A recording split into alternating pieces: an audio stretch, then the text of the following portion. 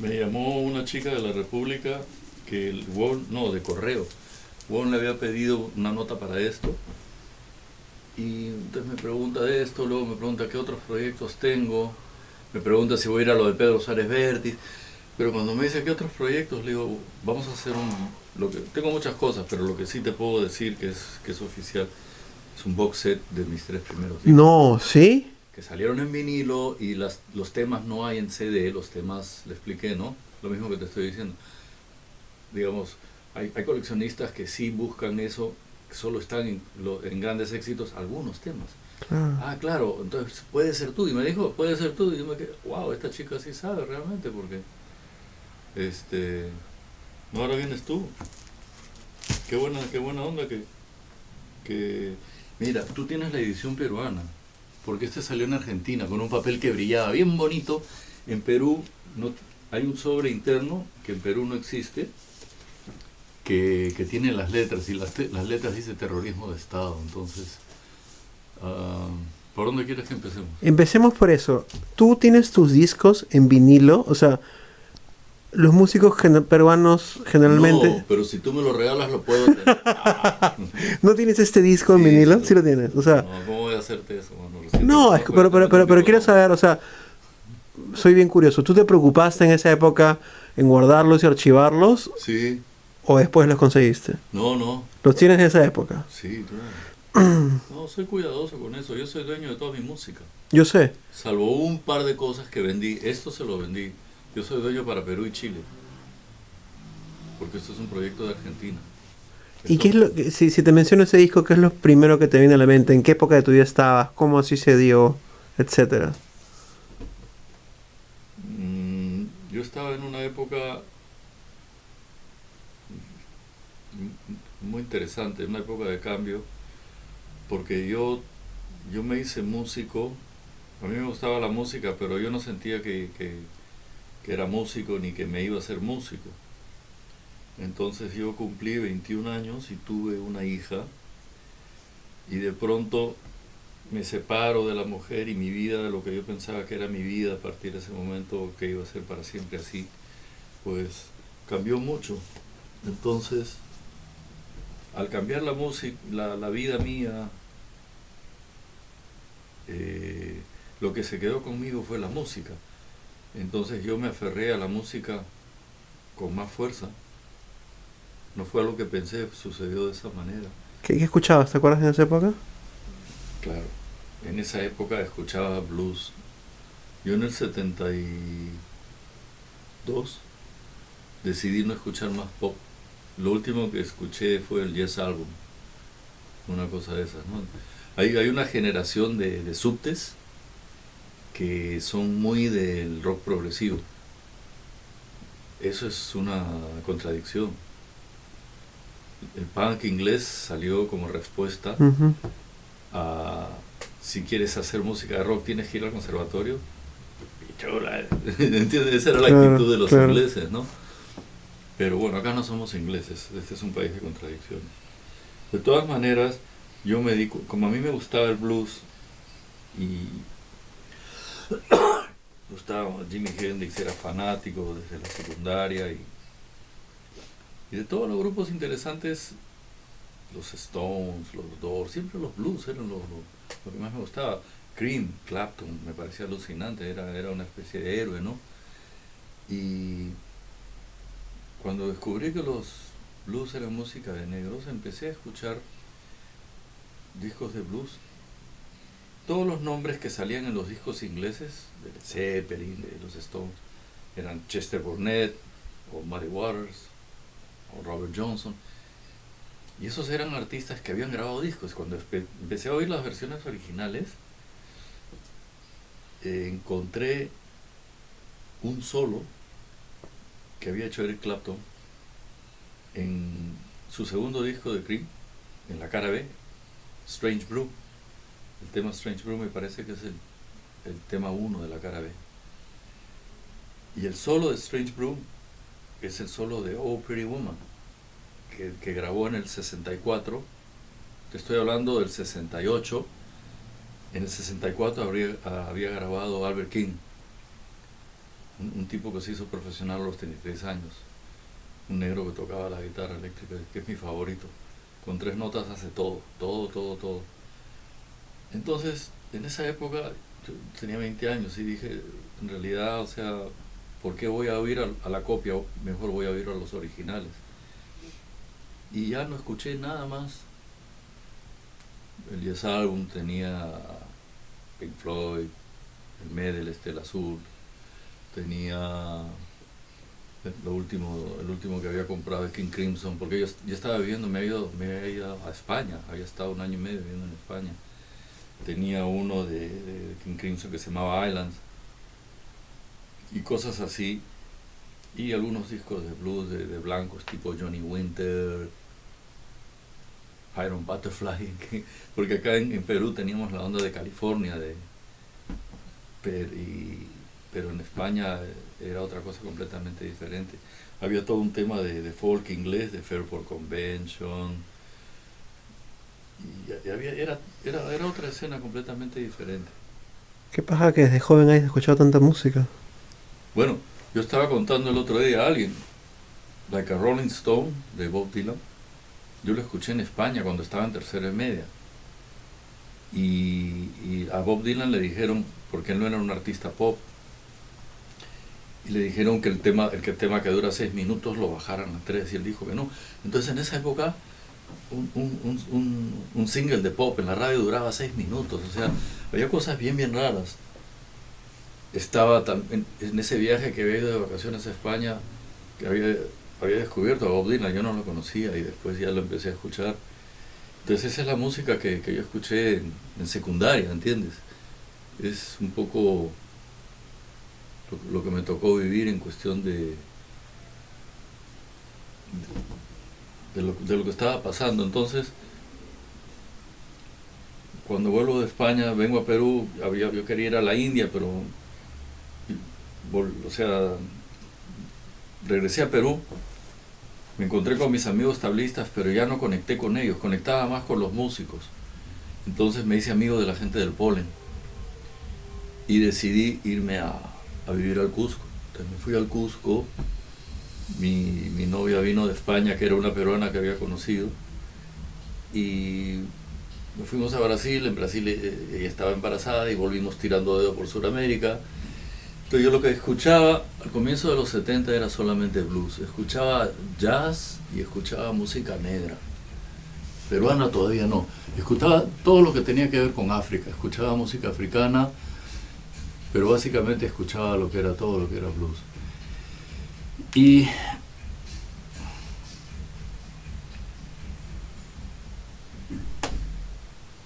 después de mi separación, que me volví a ir a Brasil,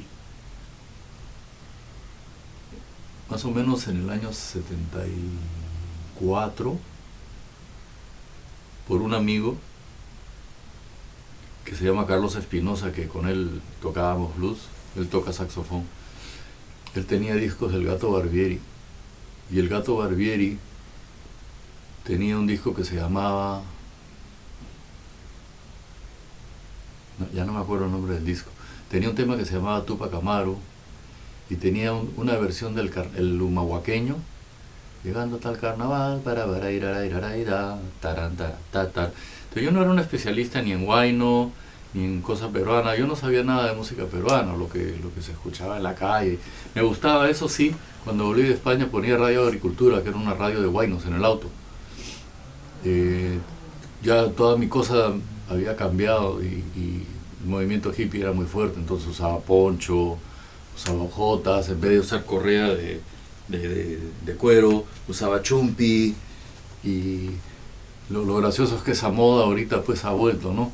Como que fuera todos estos hipsters. Te molesta un poco eso, ¿no?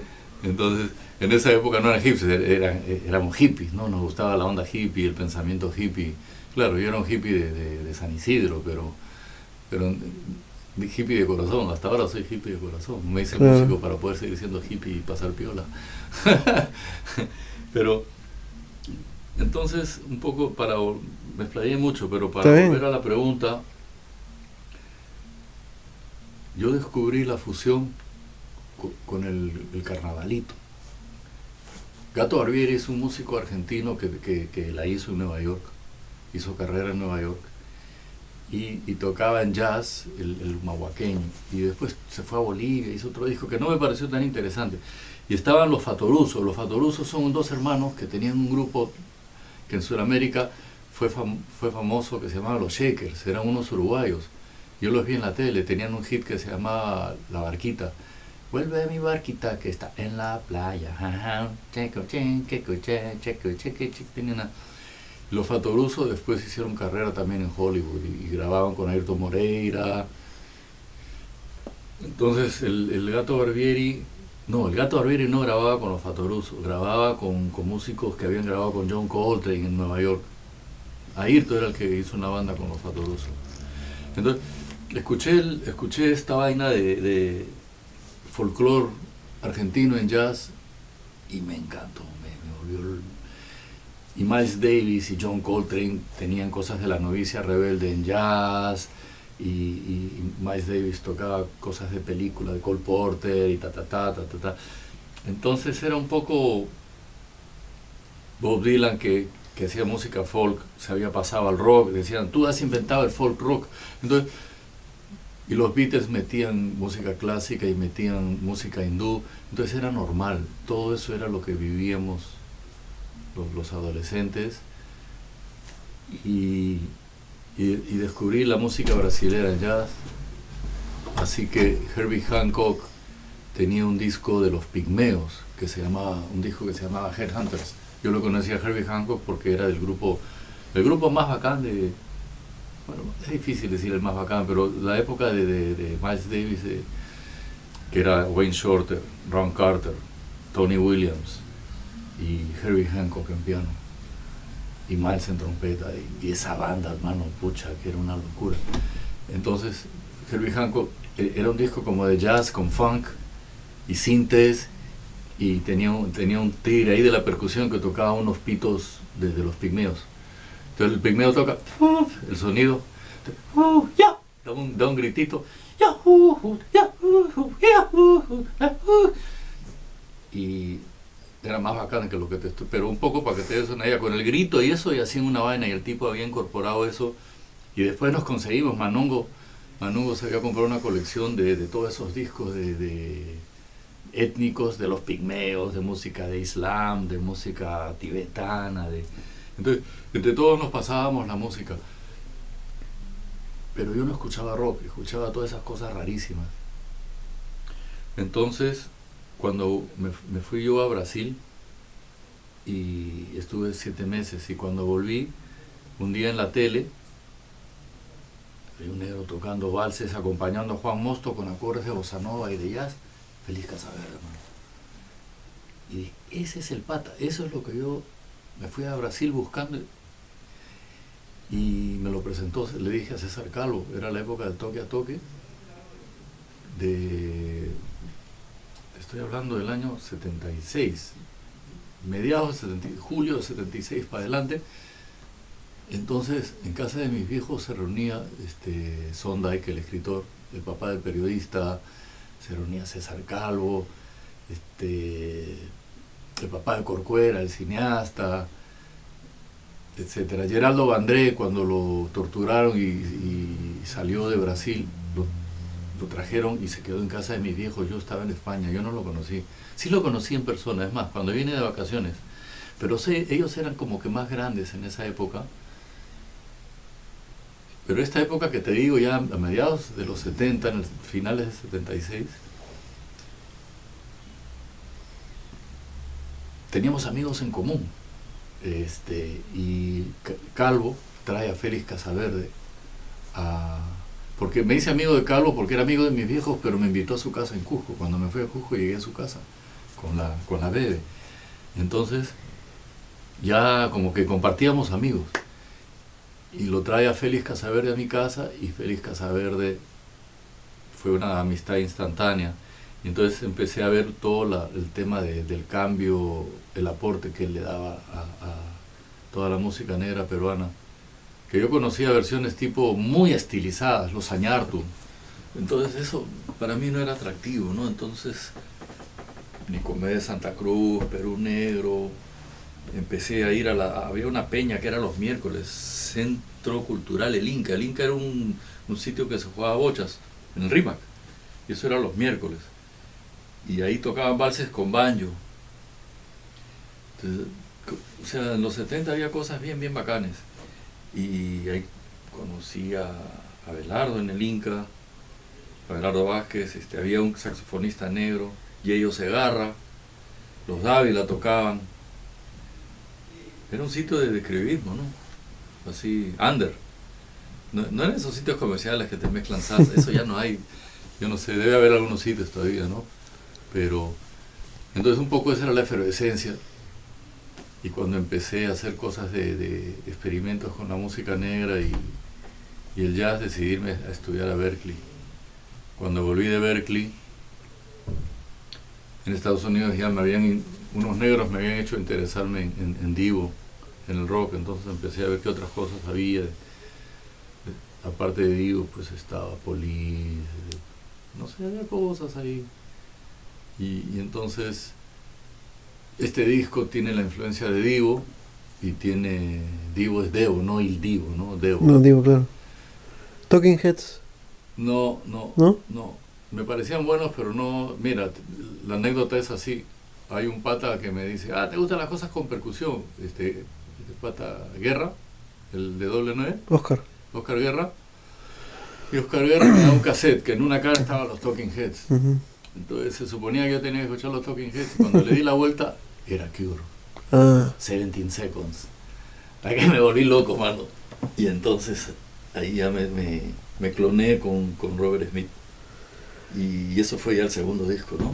Pero todo el primer disco, la influencia es el jazz, la música política de la nueva canción, porque me invitó a un festival en el 84, Tania Libertad, y había patas que tocaban rock con canción de nueva canción, con protesta. Y entonces eso un poco es ese disco es muy político, en verdad, pues, completamente político, porque sí.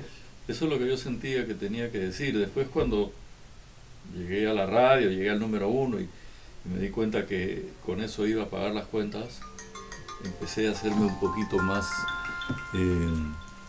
no podía seguir con un tema político como carrera. ¿Quieres cortar un toque? Hola. Sí, señor. Igual, saludos. ¿Y cómo fue el acercamiento con la disquera? ¿Se pensó en un tema radiable? ¿Simplemente se editó? No. Lo que pasa que cuando yo vine de Estados Unidos en el 82 sí me interesaba el rock, porque el rock... perdón. Dale. Hola. Bueno, me corté rápido, gracias por todo la bien, no hay problema. No, no le debo plata. Cuando me pagas, no, ahora te hablo el lunes. No hubo un acercamiento, digamos, en el sentido comercial de vamos a grabar este disco para que tal canción esté en la radio, es un éxito. No fue así, fue al revés. Yo grabé Dímelo, porque hay un amigo que estudió conmigo en el colegio que tenía un programa que se llamaba Luces de la Ciudad. ¿Ya? ¿En qué radio, qué año? Eduardo Lores en el año 85, Luces de la Ciudad. Entonces habíamos ido con la cara B de Dímelo, el 45, la cara B era segundo debut, que era un festejo con un ritmo de batería, con caja de ritmo. Entonces me vuelve a llamar a los 15, 20 días, o sea, entonces grabé Dímelo por la tarde y a esta hora mezclé pum y nos fuimos al programa con el tema así. Entonces eran cosas experimentales de rock, y Dímelo, lo tocamos ahí, chao, nos fuimos, y yo tocaba en la Taberna 900, y ahí se acercó un tipo que tenía una discoteca, me dice, quiero que toques en mi discoteca. Yo no toco en discotecas. Pues un evento de lo que tocas tú podemos hacer. Entonces me fui a ver cómo era la discoteca una noche. Peñalosa se apellidaba, primo del Peñalosa de los programas de rock. Entonces estoy ahí en la discoteca y como a las 2 de la mañana había 4 gatos y le doy el tema al disc jockey para que lo ponga y ver, dímelo, si la gente bailaba o no bailaba. Yo nunca he ido a las discotecas, cuando tenía edad de ir, no me gustaba. No soy de ese perfil discotequero, ¿no? Así que cuando termina el tema me encuentro con Manuel Sanguinetti, que era que es el dueño de Doble 9. Claro. Lo conozco porque hemos estudiado en el mismo colegio y corríamos tablas juntos. Entonces le gustó el tema y me lo sacó del cassette del bolsillo y se lo llevó y lo empezó a tocar. Y entonces en Doble 9 llegó al segundo lugar, pero todas las radios en esa época oían lo que ponía Doble 9 y entonces pasó a las otras radios y... Perdón, la historia es literal que se llevó el cassette que tenías ahí. Sí. ¿Y ese cassette lo comenzó a pasar en la radio? Lo comenzó a pasar y eso hizo que todas las radios se fijaran. Entonces empezó a sonar en las radios y hablé con Augusto Sarria, que tenía CBS. Entonces hice un 45, la cara A era Dímelo y la cara B era Segundo Debut, que había yo compuesto primero. Ya tenía tantas veces. No, tantas veces no, tenía ¿Dónde están? En mis noches que estaba solo ahí tocando, ensayando, porque tocaba mucha guitarra en esa época. Estaba eso, y Puede Ser Tú había salido también en un ensayo. Eduardo viene con el bajo. Sí, por la selva, y salió así como un vómito en una. Entonces ya como que tenía unos temitas. Y entonces ya eso salió como un 45, no había un long play. Salió en abril, estaba número 1 en julio, yo estaba en la feria y es el año que había venido Charly García. Entonces me presentan a Charly, yo tocaba en 28 porque tenía cajón en la banda y por la noche estaba en el Gran Estelar Charly. Entonces me presentan a Charly, fuimos a una fiesta en casa del dueño de la feria, que era Felipe, y nos hicimos íntimos, amanecimos tocando. La banda de Charly eran los hits, Melingo en saxofón y el teclado era Fito Páez, pues, y ahí nos hicimos patas. Entonces, a raíz de eso, estaba el dueño de la disquera de Interdisc, que era la disquera de Charly, y él me oyó en la tele, estaba echado en el hotel así, y la propaganda decía, oye, qué bacán es esto, el pata como que canta pero no canta, y volteó a ver qué era y era yo.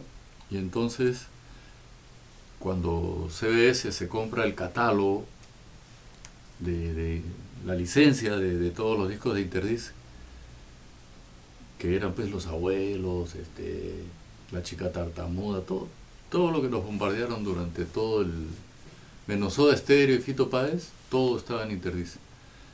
1000 horas, todo.